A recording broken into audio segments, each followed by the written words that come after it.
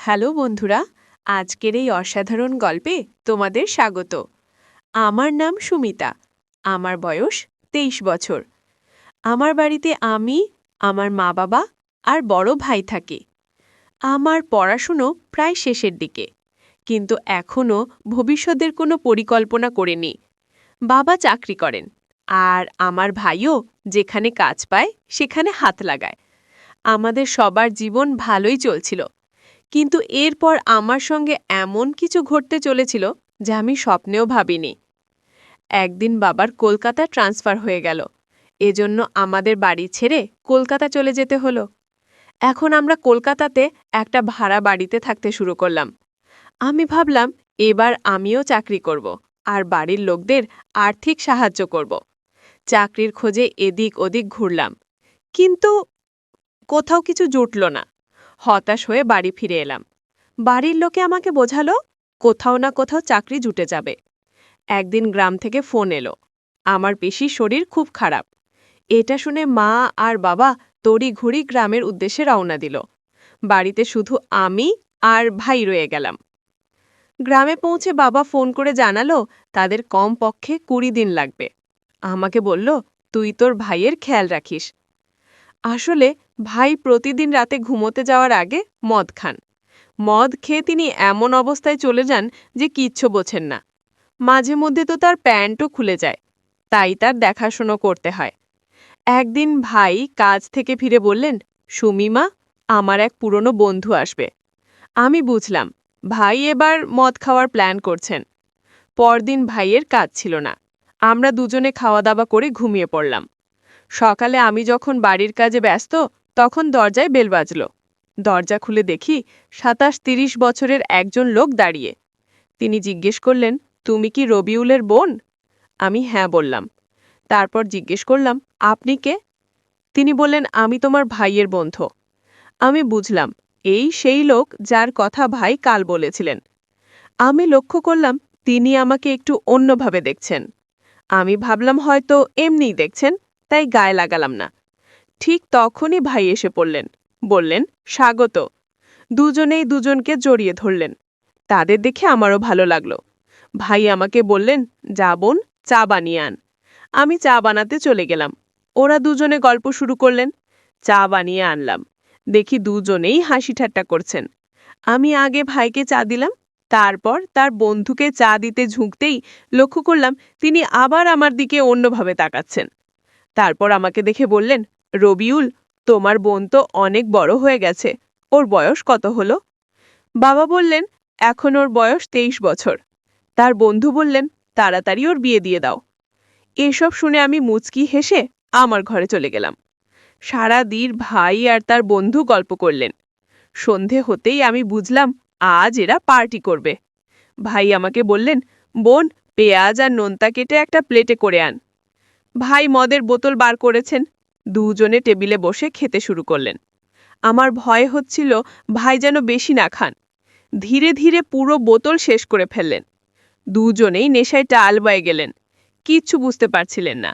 আমি বারবার বললাম, খেও না, কিন্তু ওরা বাধা শুনলেন না। ভালি তো রোজই খান, তাই তাকে কোনো রকমে ঘরে শুইয়ে দিলাম। কিন্তু তার বন্ধুর নেশা এত বেশি হয়ে গিয়েছিল যে তিনি বাড়ি ফিরতেও পারবেন না। আমি তাকে ভাইয়ের সমান মনে করতাম, তাই ভাবলাম আজ একে এখানেই শুইয়ে দিই। তাকে ঘরে নিয়ে শোয়ানোর চেষ্টা করলাম, কিন্তু তিনি এত ভারী ছিলেন যে আমার পক্ষে নিয়ন্ত্রণ করা কঠিন হয়ে পড়ল। নেশায় কি যেন বটবট করছিলেন। অনেক চেষ্টা করেও তিনি নড়লেন না। ভাবলাম আরেকবার চেষ্টা করি। অনেক কষ্টে তাকে দাঁড় করালাম। দাঁড় করাতেই তিনি ২ হাত আমার কোমরে রাখলেন। আমি ভাবলাম নেশায় আছেন, তাই এমন করছেন। কিন্তু তারপর দেখলাম তিনি হাতটা ধীরে ধীরে নিচে নামিয়ে আমার পিছনে রেখে জোরে চাপ দিতে শুরু করলেন। আমি হঠাৎ তাকে ধাক্কা দিলাম। তিনি পড়ে গিয়ে সোফায় আছড়ে পড়লেন। আমি ভাবলাম নেশায় আছেন, তাই এমন করেছেন। তার কিছু জ্ঞান নেই। আমি ভয় পেয়ে গেলাম। তাড়াতাড়ি তাকে সোফায় শুইয়ে কম্বল চাপা দিয়ে ঘুম পাড়িয়ে দিলাম। তারপর নিজের ঘরে গিয়ে শুয়ে পড়লাম। ঘুমোতে গিয়ে ভাবছিলাম ভাইয়াকে ধাক্কা দেওয়া উচিত হয়নি। তিনি নেশায় ছিলেন, কিচ্ছু বুঝতে পারেননি। তিনি তো আমার ভাইয়ের সমান। সকালে তাড়াতাড়ি উঠে দেখলাম ভাই আর তার বন্ধু দুজনেই ঘুমোচ্ছেন। চা বানিয়ে ওদের জাগালাম, চা খাইয়ে দিলাম। দুজনেই ফ্রেশ হয়ে গেলেন। ভাই কাজে যাওয়ার জন্য তৈরি হতে লাগলেন। আমাকে বললেন, যা বোন, নাস্তা বানিয়ে আন। আমি নাস্তা বানাতে গেলাম। নাস্তা নিয়ে আসতেই দেখি ভাইয়ের বন্ধু বারবার আমার দিকে তাকাচ্ছেন। বুঝতে পারছিলাম না কেন এমন করছেন। হঠাৎ বাবার ফোন এলো। বলল, পিসির সঙ্গে মায়েরও শরীর খারাপ হয়ে গেছে, আমাদের তাড়াতাড়ি গ্রামে আসতে হবে। আমি ভাইকে বললাম। ভাই বললেন, তুই এখানে থাক, আমি একা গ্রামে যাচ্ছি। আমি বললাম, ভাইয়া, আমি একা এখানে কি করে থাকবো? আমার ভয় করে। ভাইয়া বললেন, আমার এই বন্ধু ছুটিতে এসেছে, ওরও একটা ঘর ভাড়া লাগবে। আমি গ্রাম থেকে ফিরে আসা পর্যন্ত ও এখানে থাকবে। ভাইয়ের বন্ধু বললেন, ঠিক আছে ভাই। তাকে বললেন, আমার বোনের খেয়াল রেখো। ওই ভাইয়া বললেন, রবিউল, তুমি চিন্তা করো না, আমি তোমার বোনের নিজের বোনের মতো দেখাশোনা করব। তারপর ভাই গ্রামে চলে গেলেন। বাড়িতে শুধু আমি আর ভাইয়ের বন্ধু রয়ে গেলাম। আমি ভাইয়াকে বললাম, আমি খাবার বানাচ্ছি, তারপর দুজনে বসে খাবো। ভাইয়া হ্যাঁ বললেন। আমি খাবার বানিয়ে আনলাম, দুজনে বসে খেতে লাগলাম। খাবার সময় ভাইয়া বারবার আমার দিকে তাকাচ্ছিলেন। তারপর বললেন, তুমি খুব সুন্দর দেখতে। আমি ধন্যবাদ দিলাম। তারপর বললাম, কাল রাতে আপনি অনেক বেশি মদ খেয়েছিলেন। তিনি হেসে বললেন, আজ থেকে কম খাবো। ধীরে ধীরে সন্ধে হয়ে এলো। ভাইয়া বললেন, আমার জন্য একটা প্লেটে পেঁয়াজ আর নুনুতা নিয়ে এসো। আমি বুঝলাম আবার মদ খাবেন। ভাইয়ের মতো ওরও রোজ রাতে মদ খাওয়ার অভ্যাস হয়ে গেছে। আমি নুনুতা আর পেঁয়াজ এনে দিলাম। জিজ্ঞেস করলাম, মদে এমন কি আছে যে রোজ খান? এটা খেলে কি মজা লাগে? ভাই বললেন, হ্যাঁ, এটা খেলে খুব ভালো লাগে। আমি বললাম, সত্যি? তিনি বললেন, একবার তুমিও খেয়ে দেখো। আমি আগে অনেকবার না বললাম, না, আমি মদ খাবো না, কিন্তু ভাইয়া খুব জেদ করলেন। শেষে আমি রাজি হয়ে গেলাম। ভাইয়ার সঙ্গে বসলাম। তিনি আমাকে এক গ্লাস মদ দিলেন। মদ খেতেই আমার মাথা ঘুরতে শুরু করলো। ভাইয়াও খেতে লাগলেন। এভাবে আমরা পুরো বোতল শেষ করে ফেললাম। আমার মাথা ঘুরছিল, খুব দাঁড়াতেও পারছিলাম না। দেখলাম ভাইয়া উঠে জল খাচ্ছেন। আমার চোখে ঝাপসা দেখছিলাম, মাথাটা ভীষণ ঘুরছিল। ভাইয়া আমার কাছে এসে বললেন, তুমি চিন্তা করো না, তোমার মা আর পিসি দুজনেই ঠিক হয়ে যাবে। তারপর আমাকে জড়িয়ে ধরে শক্ত করে চেপে ধরলেন। দুই হাত আমার কোমরে রেখে বললেন, তুমি চিন্তা করো না, নিশ্চিন্ত থাকো, আমি সবসময় তোমার সঙ্গে আছি। আমি নেশায় ছিলাম, তাই কোনো রকমে কথা বলতে পারছিলাম।